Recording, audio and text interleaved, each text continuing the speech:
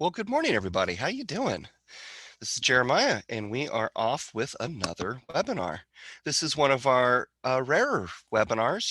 Usually they're kind of more of like technical content or very landscape architecture or irrigation sort of content.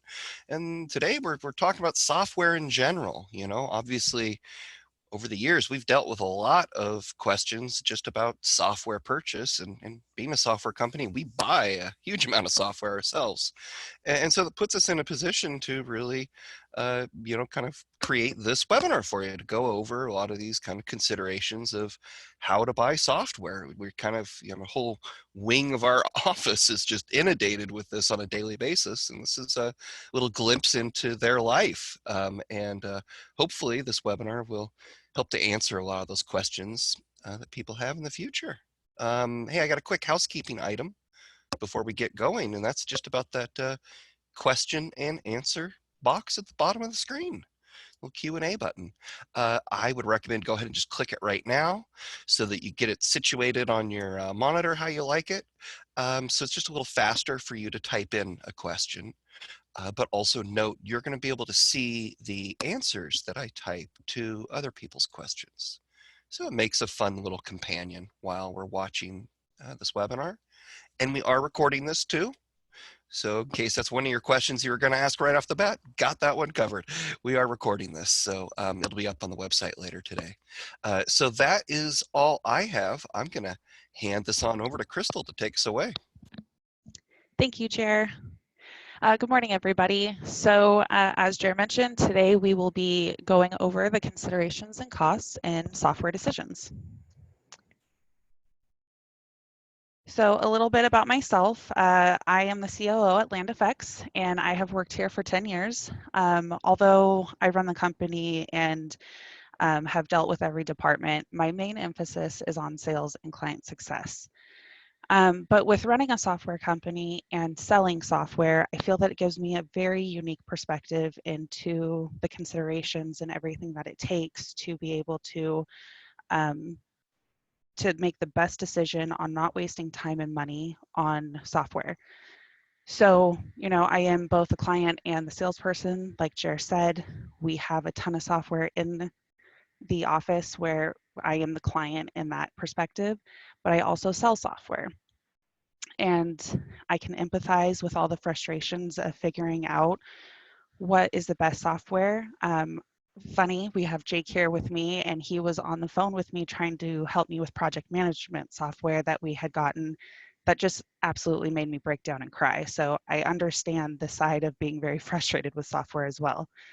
And every day I experience how much work and effort it takes for us to provide exceptional service and quality products. So I know what it takes and what software companies can and should offer. So this is what we're going to be covering today. The biggest thing that you will see throughout this entire process is that it takes effort, and I will continue to say it over and over again. Finding software is not just going to Google and looking at the top results that you have right there. In order to save time and not waste your money, you have to be able to put effort towards finding the software that works best for you. So before we get into any solutions, I think it's always very important to be able to identify the problems and common situations and why things fail. A lot of times, very, very common, someone's going to start a trial and they just say, I'm too busy to test anything out. And then it just becomes this long drawn out process of wanting trial extensions and, oh, check back in with me in a month or two. We check back in and then it's, oh, I'm still too busy. You're always going to be too busy. There's never any time where you're like, awesome, I saved this hour and so I can use this hour somewhere else.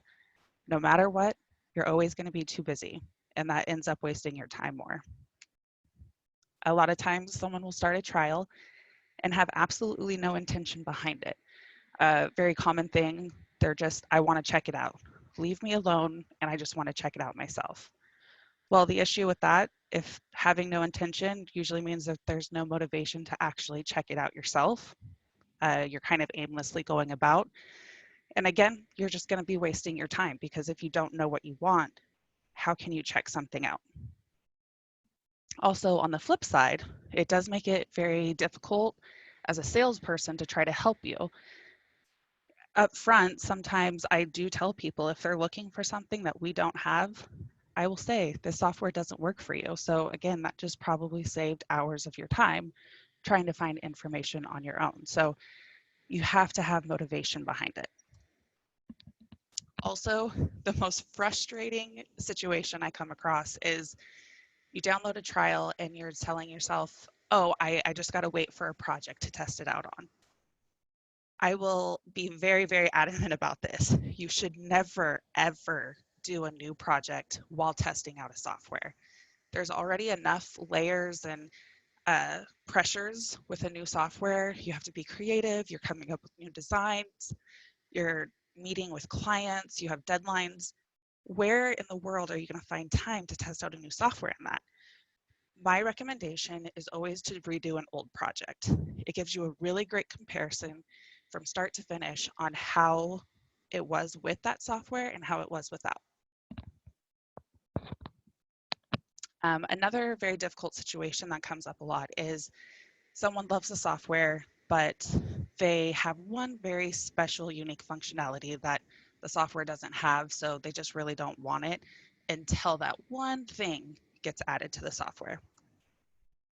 Software is not perfect, and there's always a reason why there's a shelf life to everything. We have trucks, phones, computers, clothes.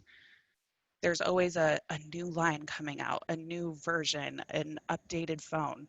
There's a reason software is always adapting and adding new things. So when you're looking at software, yes, it may be a bummer that it might not have one thing, but it doesn't mean that it won't ever have that. So you have to look at all the benefits that you're getting that outweigh just the one thing that you're holding out on. I always tell people too when they say that, which side of the conversation do you want to be on? Do you want to be on the outside, not as a valued customer, continually, approaching us at a trade show and saying, "Did you add that one feature yet?" Or do you want to be a valued customer where you can tell us as a feature, as a wish list, here's something I really think it would be neat that you add, and you're on the inside of the tent, and you now can contribute to actually creating that functionality. Definitely. Um, then the last situation, which is always a very touchy situation for everybody, they just don't want to spend the money right now. They may love the software, but they're waiting for a certain check to come in, or they're waiting for this certain saved up amount of money. But we will touch on this later. And so all I want to leave right here for this is how much money are you actually spending wasting your time on doing something that can be improved? So like I said, we'll touch on that a little bit later. Another very common problem that people have is a perspective on software. They they don't necessarily see it as a necessity, but as a luxury. We live in a digital world. There is software that you're using that you don't even think about. Your calendars, your emails, no matter what industry you're in, software always plays a role, whether it's big or small. So software is actually a necessity, and you must change your perspective in order for your business to survive. So in taking that different perspective, you need to look at software as just another essential office supply. Just like the chair, desk, computer, even as simple as a stapler, everything around you. Those are all necessary things for you to have. And just like those items, the software that your office uses allows your employees to do their jobs. That's the biggest thing to take away from this. And food for thought.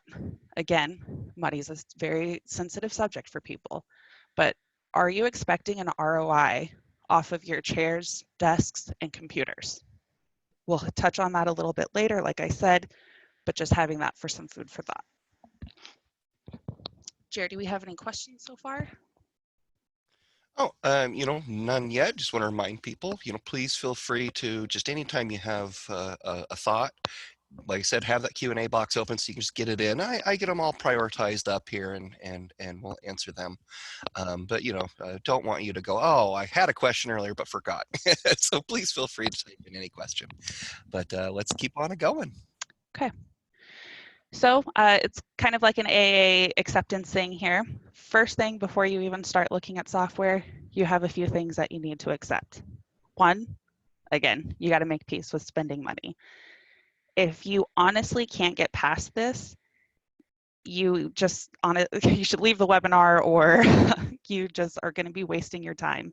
Most likely what results from this situation is that you find the cheaper option that's not necessarily going to work for you. It's basically a band-aid solution. And then this results in you being frustrated with software. You're going to have a bad experience. You're going to waste hundreds, if not thousands of dollars. There's no point in trying to just get a cheaper option just because you don't want to spend the money. It's a tool just like anything else in your office. A very big and important step that I think people don't actually take the time to go over is identifying what your needs are versus what your wants are. It's very important to be able to decipher between the two. Doing this up front really helps this entire process through because it gives you a lot of focus, and it really helps during the trial period for you to know what is the needs that need to be met versus what are the wants that I can grow with, hopefully that the software can add in the future. Another big one is clarifying your expectations. A lot of times people don't even realize that they have a bunch of expectations upon this process or how they should feel with the software. So it's very important that even if you don't think you have expectations, just try to be able to identify, well, do I expect the software to work right away? Do I expect the software to be able to, do I have to train everybody myself, or do I think that it should be user friendly? Those are all expectations that if you don't identify them up front, it's going to make everything about this process feel like a failure. Also, set goals. Doesn't have to be a lot, it could be one or two, but again, it helps focus on what do you want the software to be able to do. And the last one that's also a very big one, accepting change. This is very, very difficult for people. A lot of times I feel that people have a perspective on software where it's supposed to just come in and everything is magically fixed, but that's not the situation. Sometimes when you're gaining additional functionality, you might have to adapt some things that you were doing manually in the past. And so it's a give and take on this. You have to be able to accept that some things might change. So moving on to research. Again, this is not just a go to Google and find what those top results are. There is effort behind the research. So again, the biggest mistake, people just go to Google. That's all that they rely on. But that's not really giving you direction and purpose. You're actually wasting more time going to Google and thinking, what am I looking for? So before you even start that actual research, you need to give yourself a direction and a purpose to your search. So this is where your needs list comes in. You're going to take your needs list and you're going to create from that search terms that you will use. Also, something that is a very helpful tip with your search terms is coming up with alternative phrases that are similar. So very commonly, someone might just search for landscape design software, or you might have landscape architecture design software.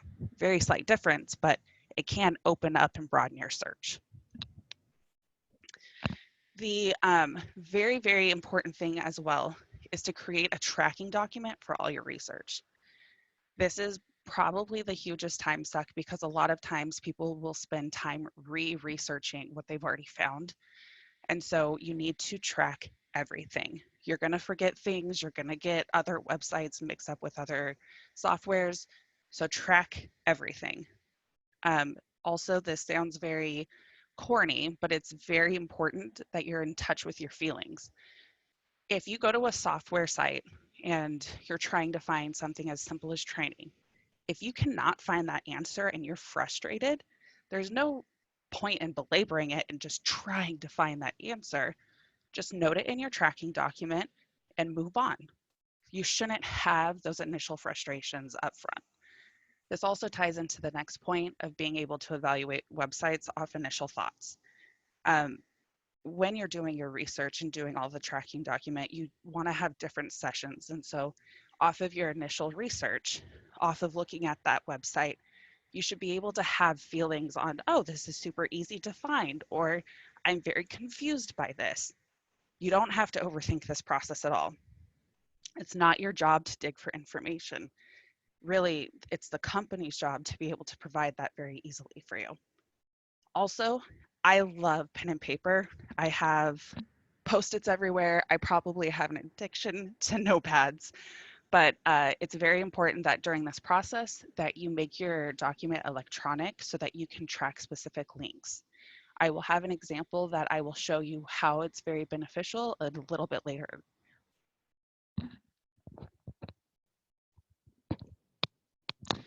So now we're actually getting to the starting point of research. There's obviously two very different ways to do the research.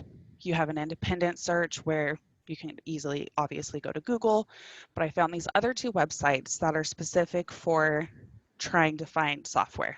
So G2 and Alternative 2.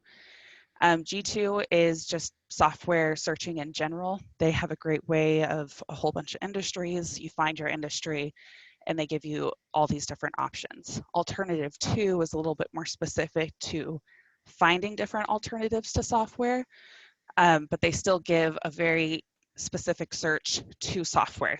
Those two sites can they can help you with not having so much Google information thrown at you at once. These are for more specific to searching software.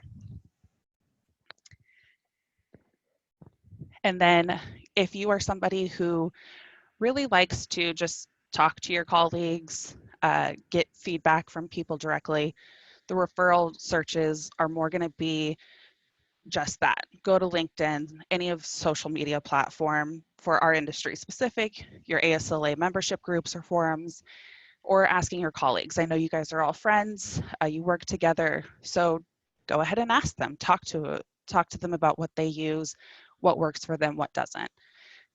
A big one that I think is very, very underutilized are conferences. I totally get how you are super busy, you're walking around all day, you have classes that you have to take, and so the last thing you want is thousands of vendors saying like, hey, come to my booth, talk to me. So there's a way to handle the conferences where it is the benefit to you. Before you go to a conference, there's always a list of vendors on the website. Go find who you want to go talk to and utilize the face-to-face talking. A lot can be generated from that. You can ask a lot of questions, you can get a feel for the company. And so conferences is very underutilized if you like referral searches. Any questions so far, Jer? Nope. Again, I think you were going right through it, and so let's keep on a going. Okay. So this is part of the research that seems pretty obvious, but it is one of the more difficult aspects to it, especially in this day and age of doing digital research, avoiding distractions. So before you even start doing your research, the prep that you need to do, grab a drink, grab a snack, put your cell phone away, turn off your desktop notifications, and minimize your email. You need to respect yourself enough to know if you're doing some research time, you need to be able to focus.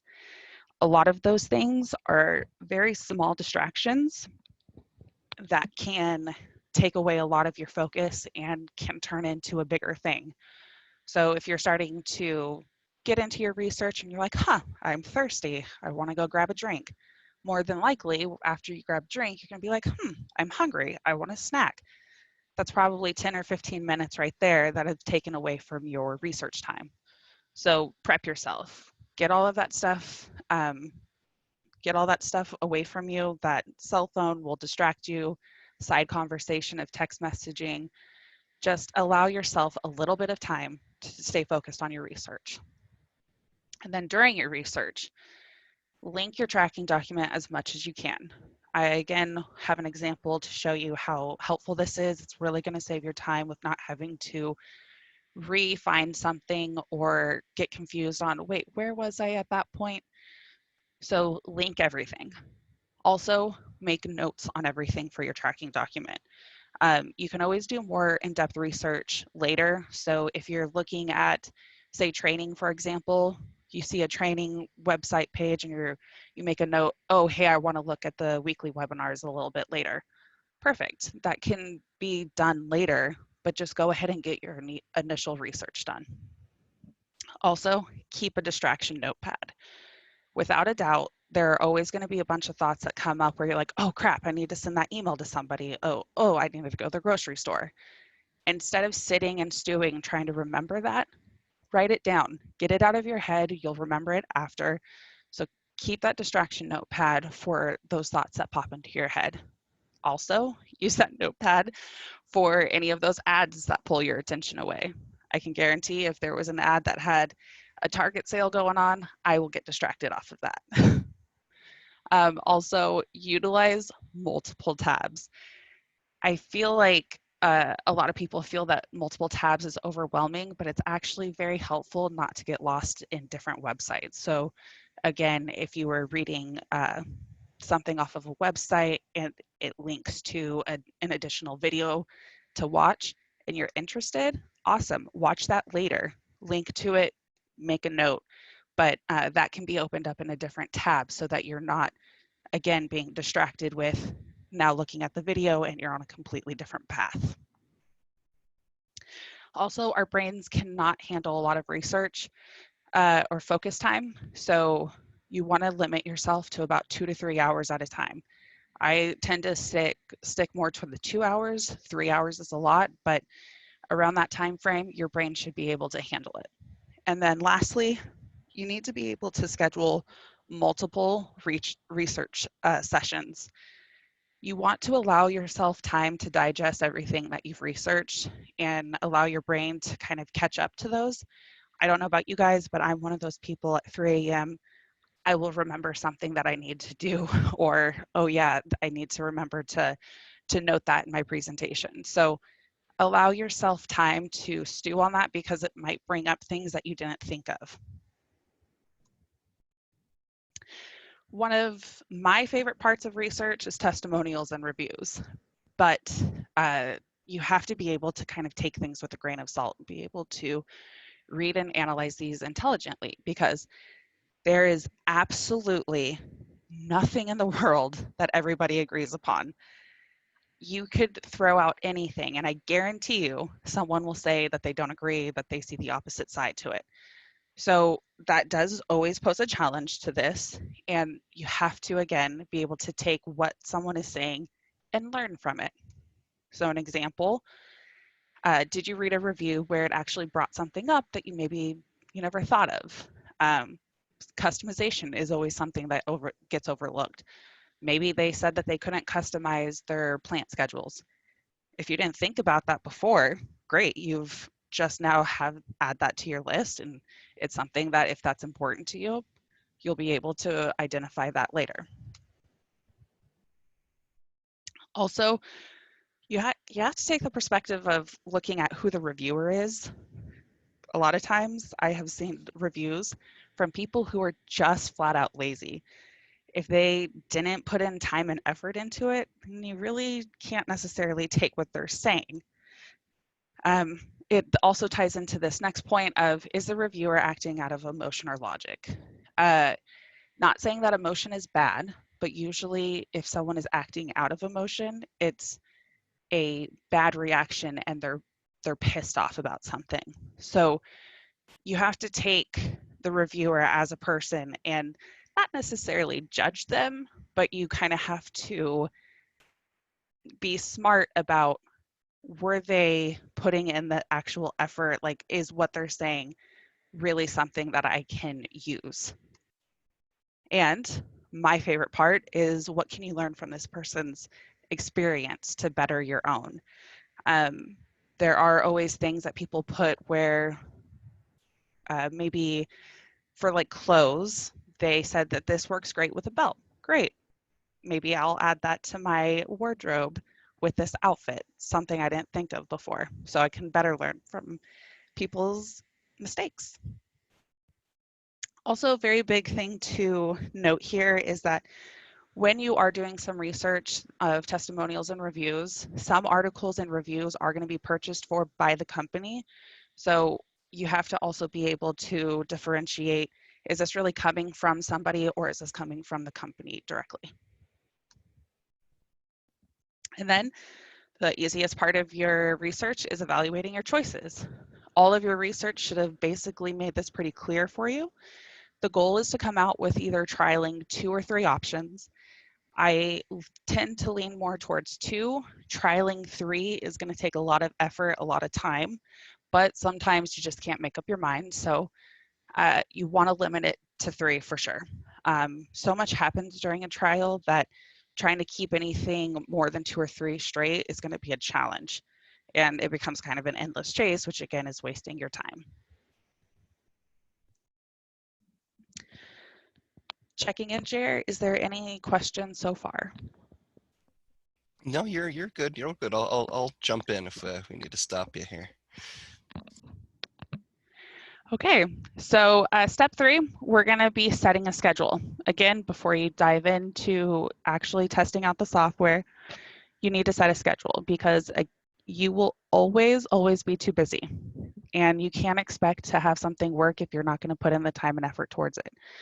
So you need to set aside at least 30 to 45 minutes a day, and you literally need to put this in your calendar.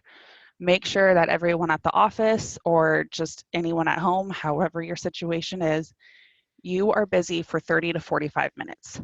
And you need to be realistic with yourself. If you have a lot of meetings, maybe that day you only schedule 30 minutes instead of 45 minutes. It also shouldn't be just a uniform time every day at 11:30 I'm going to test the software. That's not realistic at all. You need to look at your calendar and make smart decisions about what time you're setting aside for this. So if you are a manager specifically going to delegate this task, I have some tips for you on this. If you're delegating the task to an employee, this does not just need to be piled onto their existing tasks. You need to be able to allow them time to complete this correctly and efficiently. It's pretty unfair to just say, oh, hey, take on this big project, because really this is a big project if you want it done right. So when you're delegating it out, make sure that you've also working with them to free up their time to look at this. Also, it's important for you to clarify any special requirements or expectations when you're delegating the task. So is there any specific software that you do want them to look at or that you've heard of? Are there any specific needs that you want to make sure are on the needs list? And a very big part of delegating the task, I think a lot of times managers think, okay, it's delegated, I don't need to put more effort into it. But actually, you do need to schedule time to be available to go over results and to be able to see the employee using the software. I think these are really hitting on the thing, the thing that the shortcomings that I kind of hear of the most. You know, too often they're just like, oh yeah, so and so's checking out the trial, and I'm like, well, I mean, have you checked in with them? Have you given them direction? Have you, you know, um, clarified with them that it's okay to spend billable hours on it? You know, I mean, that's exceedingly important because, you know, I don't think people realize how often we check in with trial users and people are like, yeah, I'm trying to check this out, but I still have to get projects done. And it's like, well, you know, that's just, you know, kind of this shortcomings here. So I think you're really hitting on it. Yes, that usually tends to be that situation where someone's like, I'm too busy. This usually gets put to the back burner. And so it's a very difficult situation for that employee to be in where they're told to do something, but then they have all these deadlines that they have to meet. So they're just kind of stuck in the middle. And what's the easiest thing to push off? It would be the trial. And so moving on, being able to also, as a manager, provide direction and encouragement if an employee can't find something or gets stuck. Again, you're there to help direct and lead this search, even if you've delegated it off. And then also keeping in mind that not everyone works the same. Um, so if you, when you're giving that direction, you need to understand that maybe the employee's ideas of, hey, this doesn't work for me versus what you're looking for, that might differ. So that again is where you need to spend time with the employee to find solutions. You can't leave that up to the employee. You are the manager, you have to provide that direction. And then lastly, keeping in mind, again, the intention and purpose of the software. So in our industry specifically, I hear a lot of times that principals don't necessarily design all that much anymore. They have other associates and landscape architects designing for them, and then they come in towards the end to make minor changes, give feedback, etc. So when you're also trying to look for that software, keeping in mind what that purpose is. So if you have someone who is in CAD all the time, needs CAD to be more efficient, and you're not necessarily in CAD, you got to listen to your employee on that and what's going to help and work for them with taking that information and tying it into what you want as well. Okay, now we're actually getting into testing the software. So before you even download anything, you need to create a trial to-do list. I know that everyone might be thinking, oh my God, this is so much work and effort. But this is kind of required instead of just going to Google, finding a software, downloading it, and then you're always stuck with like, well, where do I start now? So it's very important. You've already done all this work. Use your needs versus wants, your goals, your expectations, and your research notes. Focus those to specific tasks that you need to test. This will give you an accurate look at what you need to test in the allotted trial timeframe. So this also helps you prioritize your testing. Maybe you have too many to-do items and it's not going to fit within the 30 days. So which items can you take off so that you can fit the high priority ones in? Also, this will help direct your focus on the specific tasks. You'll feel less overwhelmed. Um, and again, you're not going to have to sit there and be like, okay, so what do I do now? Uh, and by giving yourself this to-do list, you'll feel accomplished, small, achievable tasks. It makes this feel like process is actually working. After you create the to-do list, the very, very big important thing, fill in the calendar time that you've already set aside. So this takes all of the thinking out of it for you. It makes it very easy. Oh, it's 11 o'clock. I got to test the software out today. What am I testing today? Done. Get in, test it, and you're done for that 30 to 45 minutes. A very, very big frustration for me. I don't understand why people don't use it. Ask questions, please. Do not be afraid to ask the company questions. That is their job. You have to remember that is their job. They're supposed to be there for you. So by asking questions, this will give you a lot of insight to how the company support and services are before you find yourself in a situation where something is going wrong, you're frustrated, you're in this panic of trying to find, well, what am I supposed to do? You don't have to go through all of that. Ask the company questions. It's also going to save you a lot of time.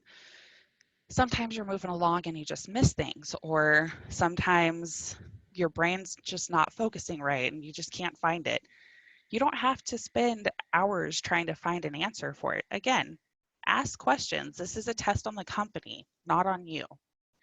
Also, you might find that by asking questions, you get a better understanding and knowledge of the software.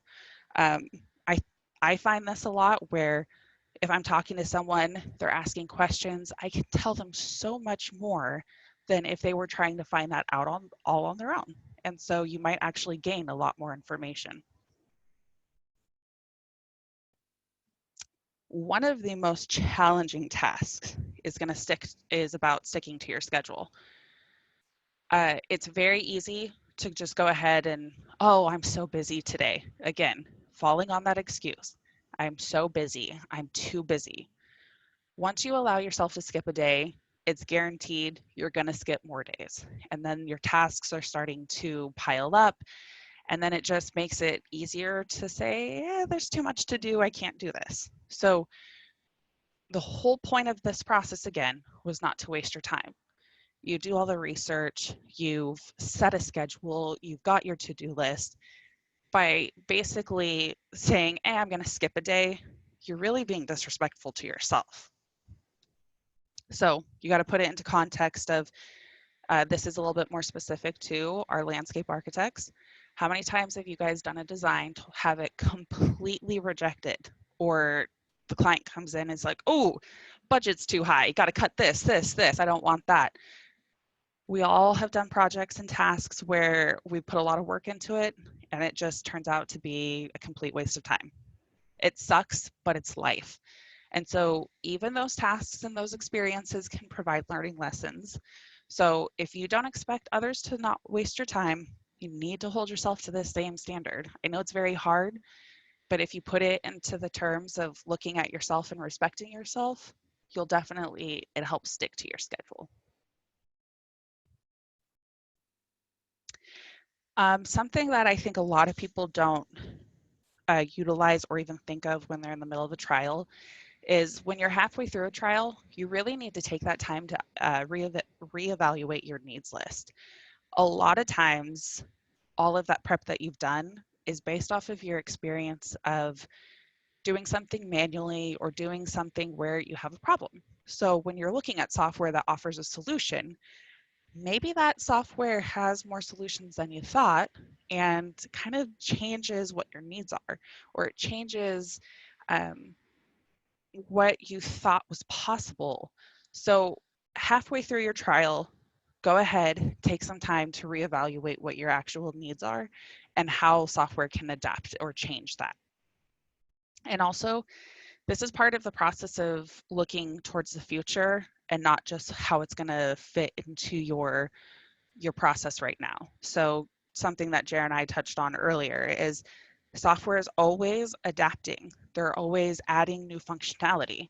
So things are going to continue to change. So that's how what you're looking at is great. The software is awesome now, might not have this, or this, but does this company look like they respect adding a lot of those updates and features? And before we get into this big process, Jer, checking in on questions. Yeah, no, nope, nothing, nothing yet, and totally agree with you. I'm kind of riveted. Here we go. Okay, so now we're getting into more of the considerations that you should take within your decision.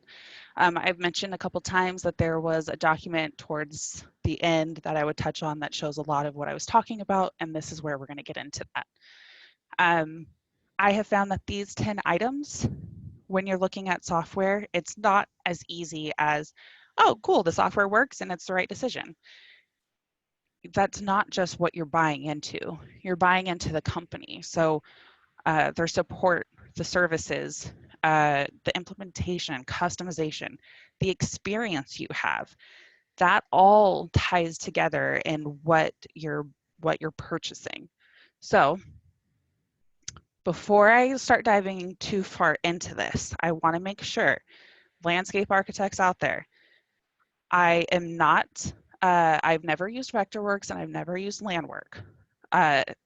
This is exactly what my initial research and what I have pulled directly from their website.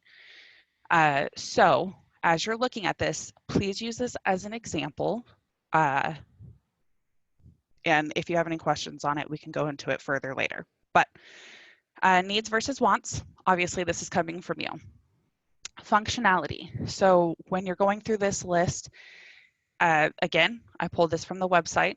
This is where you're just kind of wanting to, I should have linked a lot of it, but you're going through to see what functionality there is to offer. Again, if you have questions thinking that another software has more functionality, ask them. Training is a very big part of software. What kind of support and training do you have? And This is where a lot of people get thrown off is they didn't do their research ahead of time. So maybe they bought a software to say, oh, hey, I need training, and now there's additional cost to that. So this is why we have this tracking document. You're looking at what all those different options are. What are the costs? What support services do they offer? Is it something that works with how I particularly learn things? Some people read puts me to sleep instantly. I have to watch videos. So what kind of video support do they offer? What is that pricing? What additional pricing am I taking on with this? Services are going to be a lot more, again, going down to kind of feelings and what you think that they have extra. So you can kind of see the different ones that I've put across here. Time savings, those notes are really going to come from your trial. Moving on to support, this is really going to be about their customer service support and their tech support. Those are two very big aspects to software companies. It really can make or break your experience with them. And so again, ask questions and make sure that you have a good feeling about it, or that you've really have tested that company's support, because if something goes wrong, you don't want to experience this after you've purchased. You're going to, again, be already pissed off when you're reaching out to them. And if it's a frustrating experience and even trying to reach out to them, it all just kind of crumbles down. So look at the support. What do they offer? What are the time frames? Can you find that information quickly? And what's the additional cost to it? And with all this, right, this is also the breakdown between just what you've found on the website versus, like I'm just picturing like, having an Excel spreadsheet exactly like this, but would then want to confirm some of these things, because obviously a company might say they have certain things. Like I noticed, you're able to find these things on our website, and you still want to validate that. So you almost want to, even have an extra check to validate their claims. Correct. This is all a part of the asking questions, the tracking document, and linking with putting your notes. So you'll see a few notes that I have where I'm frustrated because I couldn't find additional packages on where the additional training was, or page wouldn't load. This is all kind of putting everything together with your tracking document and your research with your trial. So everything should be in one spot so that you can easily do a comparison across the board. Um, Implementation, again, this will come mostly from your trial experience. So, and how you know that your office operates. It's going to be very specific to how your office runs. This is not kind of a blanketed situation. Same with customization. Um, some offices really care about what they're using. Some offices don't. Um, it's, again, everyone is different. Everyone has different needs and wants. So a lot of that, again, is going to come from your notes during the trial, during your research on what you're able to find. Again, just as a reminder, this is only what I have found from their websites. The experience one, again, is up at the top of how you felt during the research, how you felt during the trial. That will all come from you. The money breakdown is always going to be a big one for people. You have to be able to see what all those additional costs are going to be. So as you saw in the training, so if I am looking at Vectorworks, the money part is not just right here. If you're looking for having Service Select, you're also adding $670 to that. So keep everything price-wise together as well. And then additional notes is there for just if you have something that you need to scribble down. I know that's a lot of information. The last thing I want to go over is the linking in this document. So again, saving time. I don't want to have to, oh, Service Select. What was that again? I don't want to have to pull up another web browser, try to go to Vectorworks website to try to find where Service Select was. Linking all of these quick pages helps you remind yourself, oh yeah, what was that account portal looking like? What was the manufacturer connection? Also, if you're an employee going over this with your boss, it makes this process so much quicker. So link as much as you can in this document. So, Jer, anything before we get into more cost considerations? We just had a comment that it's a very good webinar with lots of good information. Was it from a Land Effects employee? No, that was from Clayton. So Thank you. I know that it sounds like I'm crying, and I am on the inside. Oh, you're doing fine. This is a very big, like I said, money's very touchy. So the first part of this whole process, remember, I said the first step was acceptance, and it's because it's to hopefully make this part easier. Most of the time, someone can say, oh yeah, I know I have to spend money. But then when it's time to hand that credit card over, you will be amazed at what all these reasons are not to hand the credit card over. So let's go over a few of those. Upfront cost. All of a sudden, it's not okay to spend this money right now for whatever reason. Sometimes I will admit it's valid during this COVID thing. Yeah, there's reasons for some companies to not want to spend the money, but also, again, there's a side where this is the perfect time if you are going to make it through this to put that investment in to be able to be as efficient as possible on your own. But when you're looking at the upfront cost, there's something that I think a lot of people need to almost ask themselves, which is, will there ever actually be a number that is acceptable to you and that's not free? So this is a business expense. You are running a business, and there's always going to be options that you have: PayPal credit, credit cards, loans. There are always ways around this. So what you really have to dig down, what is your issue with handing the credit card over to make this purchase? It does come down to the perspective discussion that we had earlier. Are you viewing this as a luxury purchase or a necessity? So again, put it into different terms. If you hired an employee, would you not get them a chair because you already spent your money on a computer, desk, supplies, and the insurance, all of that? You're going to say, hey, you're going to have to stand a while because I just didn't want to buy you a chair. No, you have to buy these things. Fear that the software will not be utilized. So this one really comes down to you. You are in control of this, and that's plain and simple.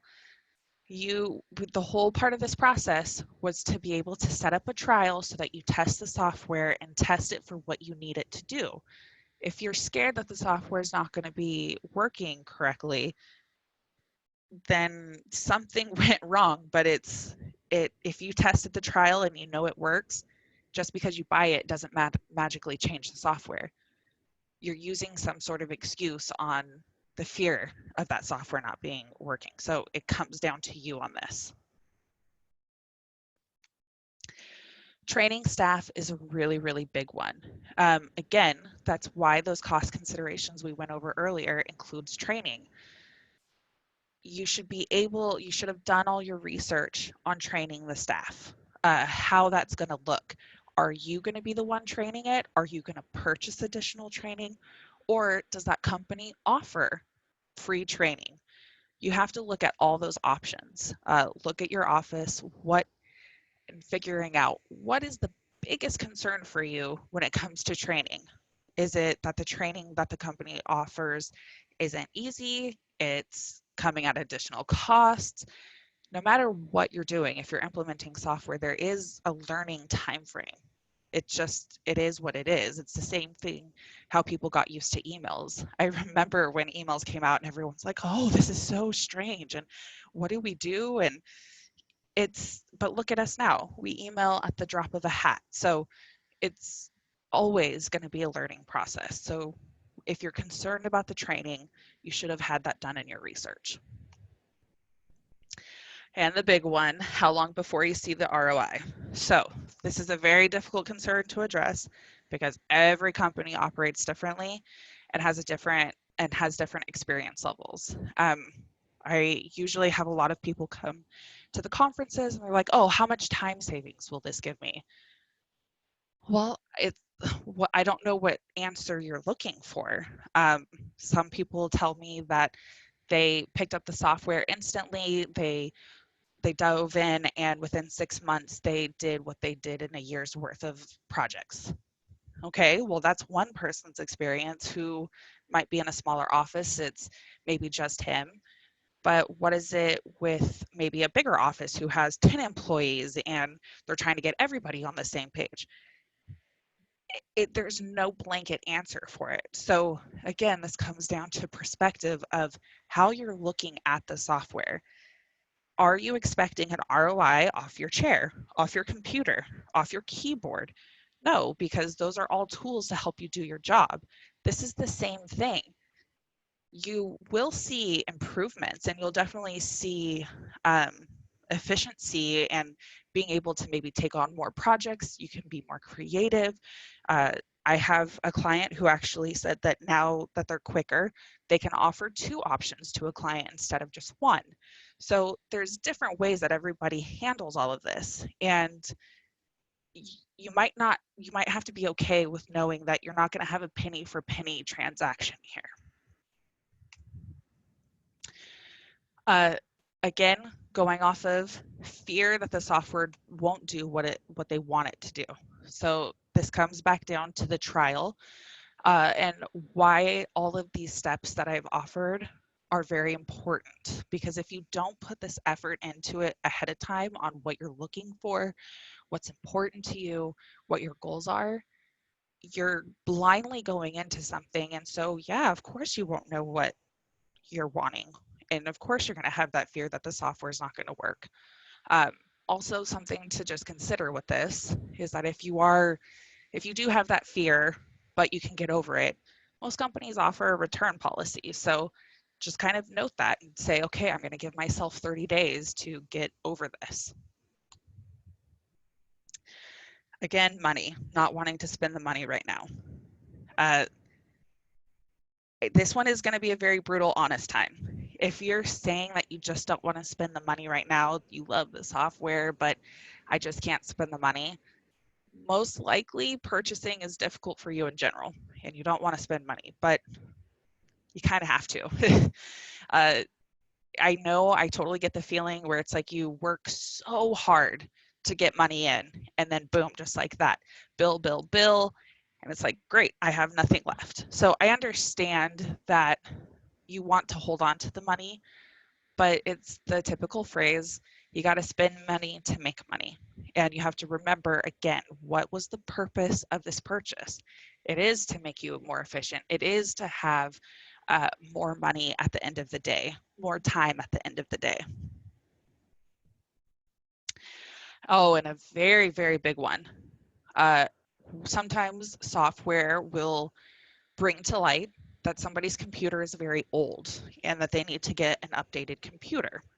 And so they don't want to buy a new computer and buy software. But software and hardware are very different. They're not necessarily tied together. And how quickly our technology advances, like look at it, phones barely make it 2 years anymore. I know some of you are like, hey, I still have my flip phone from the 90s, but I'm sure it gives you a lot of issues. So computers, that's kind of a maintenance thing. That has nothing to do with the software. The software is just kind of a catalyst for realizing that your computer is hanging on by a string and you got to get that updated. We at our company update our computers about every 3 years. And yes, does it always hurt my heart a little bit having to replace all those computers? Of course, but I'm looking at my 3 monitors and I'm happy. This makes me happy. It allows me to do my job efficiently and well. And so, yes, I have to spend that money, but the feelings that I get from it far outweigh that money. So, really, if you're looking at the software versus hardware, they're not tied together. Also, coming again from the fear of bad software decisions in the past. I hit on this before that a lot of times people will just do band-aid solutions because they wanted to do the cheaper option, or they just went to Google, found a software, kind of trialed it out, and it ended up not working for them. So they have bad experiences. Totally valid. We've all made bad decisions in our life. But the biggest thing about a lot of these points that have the fear part to it is that you can't let that fear control you. You can't let that fear decide how you're going to proceed and move forward. It's a learning lesson. Recognize that, yeah, I had a bad software experience in the past, but what can you learn from that bad experience? What can you understand where it's like, I didn't ask them questions before. This time, I'm going to ask questions. So look at it as a learning lesson. Don't be afraid and let it stop you from moving forward. And like I said at the beginning, it takes effort for this whole process. It takes effort to do something right. So at the end of the day, if you have a problem, if you're manually doing something, what is that worth to you in fixing the problems and fixing that problem? Jared, that was a lot. Anybody have any questions? No, no, no. I think you're really. I think everyone's probably going, "Yeah, you're right." Because it's basically just be responsible, write things down, act like a professional, spend money on business costs. And it's like you're really hitting a nerve. It's you're right. You're totally right. Well, on kind of just what you said with that is, I think it's very difficult sometimes where software has made things so easy. Google has made things so easy that you kind of forget all of this research that you had to do before. And so, like I've said multiple times, and like I will continue to say, it's not as easy as just going to Google. So, moving on to the more cost considerations here, make a plan. Every company and business owner are different in how they operate. There are always options. I've already kind of hit on this. You can adjust your budget. You can get a credit card to make the purchase. PayPal offers a 6-month financing plan. So there are options. You just have to make it work for you. So going back to the company and how everyone operates differently. The month-to-month subscription versus the yearly payment.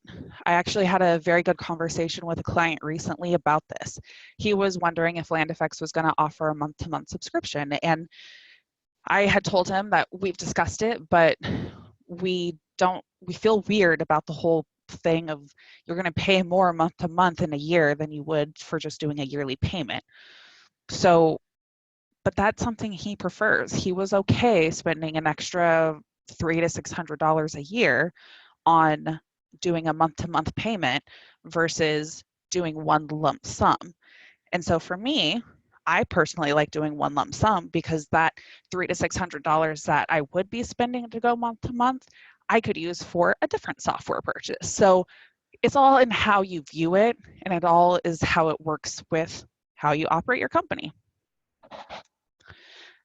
Step 6, super easy. You just got to make your decision. You've done all the work, so this should be pretty simple for you.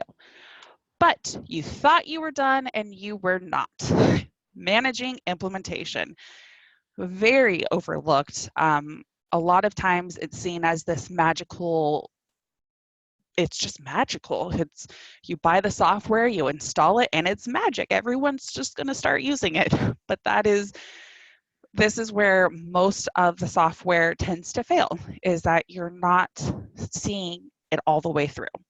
So the whole point of this process was spending the time up front to find the best software for you, but now it's on you to not waste your money. So you are the one that has to manage and support the implementation of the software. So how does that look? Support from management is key. It's a I have this very common situation. Companies will say, I have 10 employees, but I'm going to buy one license right now. That makes it very, very hard to enforce implementation because you're basically saying, hey team, I like this software. I'm going to have one person start on it. None of you guys get to use it.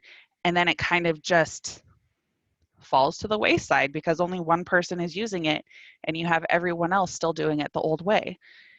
if you're serious about this investment, if you're serious about buying software, support coming from management is necessity. You have to tell everybody, this is what we're doing right now. Remember, you're the leader, you're giving them the direction. Oversight and encouragement. So, as much this happens a lot, all of my employees can tell you the amount of time that we talk about our project management software is probably on a weekly basis. You have to encourage your employees to do it because let's face it, as they're like kids, just as much as you want them to do something, you have to be there and support them and encourage them, help them. It's not just gonna happen. You can't expect that. Also, you're always going to have someone who doesn't like the software. It goes back to the same thing. No one ever agrees upon everything, or not everyone is going to love the software, and that's okay. But offer additional help and support. Don't just rag on them and say, you got to learn this. See if you can help them. Sit down with them. Say, what can I do to help you learn this software a little bit better? And then realizing this step doesn't end. Managing implementation, no matter how long, it's a constant process. There's no end to this. Um, really think about all the adjustments that you guys have made for CAD. CAD updates once a year, every 4 years, there's a new file format. There are so many different changes, but you've always made those adjustments. This is the same thing with managing implementation. Software is going to continue to update, it's going to continue to improve. So you can't just be stuck in this is the one standard that we have and we have to fit in this little box. That's just not realistic. So you always have to be at that forefront of managing implementation. And I am done. So, any questions? Yeah, let's give people a quick second to type in a question if you do have any. Yeah, I just I think that last point you really hit is it's so important getting that management buy-in, again, because like you also mentioned, it's true, some, especially with these, we hear so many times where people are like, okay, they got one license, like you said, and so like you said, they're kids, what are they all talking about? They're like, oh, are you using the new software? Like, I don't really like it, it's new and different. I mean, they'll almost just kind of just gossip in the corner, and they go, if we talk enough smack about this software, then they'll just say, okay, never mind. So it really, you've got to put on your boss pants, and really see it through. But we do have one question we'll answer before we head out. Clayton is asking, how, if you're just an employee, how would you promote to management to use a new software? So, I would definitely say taking on these steps yourself. Going back to that tracking document, I think it's really important that if you were talking to your boss and trying to convince them, having something like this. So if I had an employee come to me and say, hey, I need this software, I like if it's specific to them, because this happens a lot in our company with tech support, they're saying, hey, I need this. And I'm like, well, do you really need it? If they were to come to me and say, hey, I'm looking at this software, this is the problem that I have, this is what I really need to get help on, here's what they offer, I've tested each one out. Now, this as a manager gives me something where it's like, oh, wow, they've really put the time and effort behind it. I don't necessarily feel like, oh, I'm kind of taking a chance here on something that they might never use. So I think if it is always a struggle. I deal a lot with employees trying to convince the boss on the situation, especially because the boss doesn't want to change and they think of it as the luxury purchase and the whole money aspect.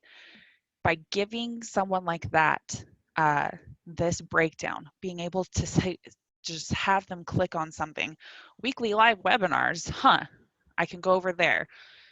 Awesome. It it allows an easier conversation, and it's not just, hey, can you please buy me a pony for Christmas? It's, this is a problem that I have. I need this in order to be able to do this better in my job. Here's the breakdown of what the options are. It kind of almost tricks them into thinking that it's their decision now, but you've basically lined it out for them. So I would definitely say go through the process and do your tracking document. Yeah, for sure. And I would just also add, boy, we could relate to you guys. I mean, the software that we have to get, we're looking at, actually we're following a lot of these steps here. We're analyzing the software, the dashboard to manage the cloud data. Those dashboards are really expensive. And my first knee-jerk reaction was, nah, I don't want to drop $5,000 a year on just that. But it gives us a lot of capability. Like, are we going to be serious about managing all these servers and having a quicker ability to do changes and all this stuff? Like, if we were to actually go through the steps instead of just seeing that, $5,000 and just having a panic attack, but actually think, well, how much is it worth to me to, guarantee that cloud data doesn't go down for people? Is that worth that $5,000 a year? And you kind of talk yourself into it and just get over that sticker shock, basically. But yeah, going through the steps is the way to go. So, but I think on that note, I think we're going to call it, Krystal, and head out to lunch. And everybody have a safe and happy weekend. Thanks, everybody.